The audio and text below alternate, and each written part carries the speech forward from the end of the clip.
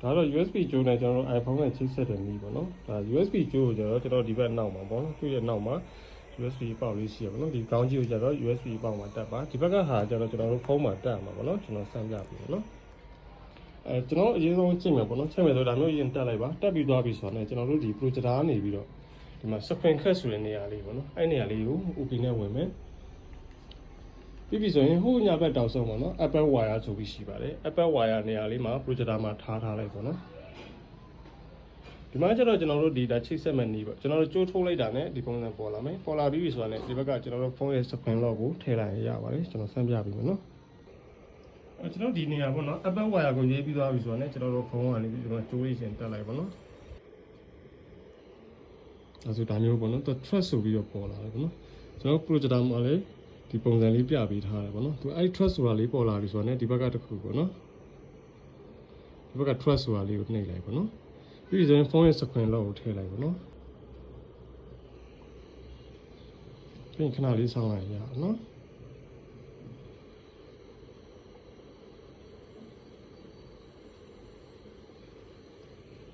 ဒါဆိုရင်ရနော်အဲ့တော့ handphone ပေါ့နော်နှစ်ချက်တက်မလာမေးတယ်ဒီလို other device ဆိုလဲ other device ဆိုပြီးတော့ရေးထားလိုက်ပြီနော်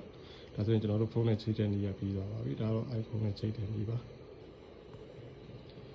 နောက်တစ်ခါပြန်ချိတ်မယ်ဆိုရင်လည်းဒီပုံစံပဲပေါ့နော်နောက်တစ်ခါကျရင်တော့ password တွေမလိုတော့ကျွန်တော်တန်းချိတ်တယ်နော်နောက်တစ်ခါကျရင်တော့ကြိုးလေးထိုးလိုက်ရုံပဲနော်ဒါနောက်တစ်ခါပြန်ချိတ်တာပေါ့နော်နောက်တစ်ခါတွေကျရင်ကျွန်တော်ကြိုးတက်ပြီးတော့တန်းသုံးရရနော်မကျွန်တော် YouTube တစ်ခုစမ်းပြပေးမယ်ပေါ့နော် YouTube ဗီဒီယိုလေးတစ်ခုပေါ့နော်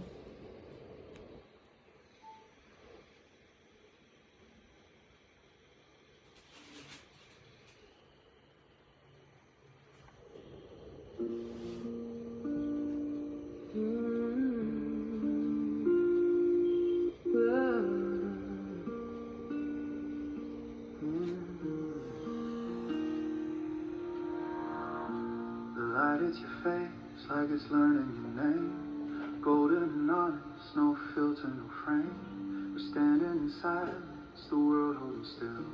Like even the mountains are bending their will. I got dust on my shoes from the miles I ran, trying to be more